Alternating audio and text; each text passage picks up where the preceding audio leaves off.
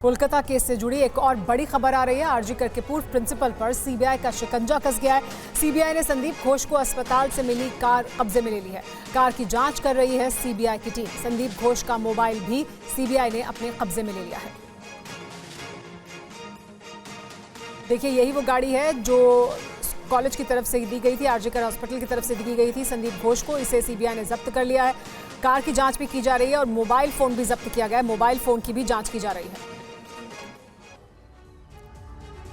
पूर्व प्रिंसिपल पर लेकिन जांच का फोकस क्यों है? संदीप घोष को लेकर सीबीआई 2 एंगल से जांच कर रही है। संदीप घोष ने क्यों कहा लेडी डॉक्टर ने सुसाइड किया? क्या सुसाइड की बात, हत्या की बात छिपाने के लिए की गई थी? पुलिस को बताने से पहले स्टाफ के साथ मीटिंग क्यों की, ये भी एक बड़ा सवाल है। सबूतों के साथ छेड़छाड़ के एंगल से भी संदीप घोष से पूछताछ की जा रही है। जानने की कोशिश है कि कहीं बड़ी साजिश का हिस्सा तो नहीं है ये पूरा मामला। इस पर और ज्यादा जानकारी के लिए हमारे साथ कुमार कुंदन जुड़ गए। कुमार, क्योंकि कई सवाल हैं, सुप्रीम कोर्ट ने भी जब सुनवाई की तो ये तमाम सवाल सामने रखे थे और यही तमाम सवाल इस जांच के दौरान भी सामने आएंगे कि क्यों देरी की गई, क्यों पहले बैठक बुलाई गई, क्यों मीटिंग करते रहे। तो फोकस में है प्रिंसिपल और अहम किरदार ऐसा लगता है कि दिखाई देते हैं इस पूरे मामले में। निश्चित रूप से सुमेरा, और जो TV9 भारतवर्ष को जानकारी मिली है सूत्रों के हिसाब से, उसके मुताबिक जो HOD थे जिस डिपार्टमेंट में मृतका थी, उसके HOD ने जब प्रिंसिपल को सुबह सुबह फ़ोन किया इस बारे में, तो प्रिंसिपल ने साफ कहा कि मुझे इसकी जानकारी है। इसका मतलब है कि प्रिंसिपल को इस मामले की जानकारी पहले से थी और ये वो वक्त था जब तक प्रिंसिपल ने पुलिस को इन्फॉर्म नहीं किया था, लेकिन उसे सब कुछ पता था। तो ऐसे में कई सारे ऐसे अहम किरदार हैं जो प्रिंसिपल के इर्द गिर्द घूम रहे हैं और यह जानने की कोशिश सीबीआई कर रही है कि इतना कुछ जानने के बावजूद भी प्रिंसिपल ने क्यों सारी बातों को छुपाने की कोशिश की और पुलिस को समय रहते क्यों नहीं इन्फॉर्म किया। यह हालत तब है जब इमरजेंसी फ्लोर के ग्राउंड फ्लोर पे पुलिस का कंट्रोल रूम है और 4th फ्लोर पे ये सारी वारदात हुई। तो सिर्फ 3 फ्लोर का फर्क था, लेकिन अगर घंटे के हिसाब से देखें तो 6 से 7 घंटे बाद पुलिस को वहाँ पे इन्फॉर्म किया गया है। तो ये कई सारी ऐसी चीज़ें हैं जिसने शक के दायरे में प्रिंसिपल को लाया है।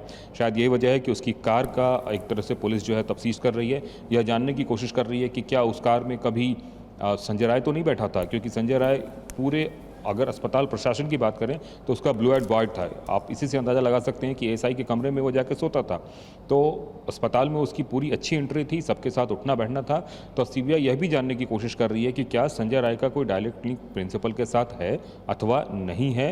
संजय राय के जितने भी प्रोफाइलिंग की है सीबीआई ने अपने लेवल पे, उसको भी मैच कराने की कोशिश की जा रही है। तो तमाम तरह के जो पुख्ता सबूत हैं उसमें 2 किरदार ऐसे हैं जो सीबीआई के सामने अभी हैं।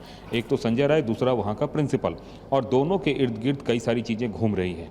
यही वजह है कि सीबीआई बार बार अपने उन सोर्सों का इस्तेमाल करके यह जानने की कोशिश कर रही है कि इन दोनों का कोई डायरेक्ट लिंक था या फिर अकेले सब कुछ संजय राय ने किया, और अगर दूसरा शख्स कोई था तो वो कौन था। सुमेरा। कुमार, शुक्रिया आपका इस जानकारी के लिए। और इधर आरजीकर अस्पताल के डिप्टी सुपरिटेंडेंट ने पूर्व प्रिंसिपल को लेकर बड़े खुलासे किए हैं। स्वास्थ्य विभाग को दी गई रिपोर्ट में पूर्व प्रिंसिपल के खिलाफ गंभीर आरोप लगे हैं। सीबीआई आरजीकर अस्पताल के पूर्व प्रिंसिपल से लगातार पूछताछ कर रही है। इस बीच मेडिकल कॉलेज के डिप्टी सुपरिटेंडेंट उत्पल बंदोपाध्याय ने बड़ा खुलासा किया है।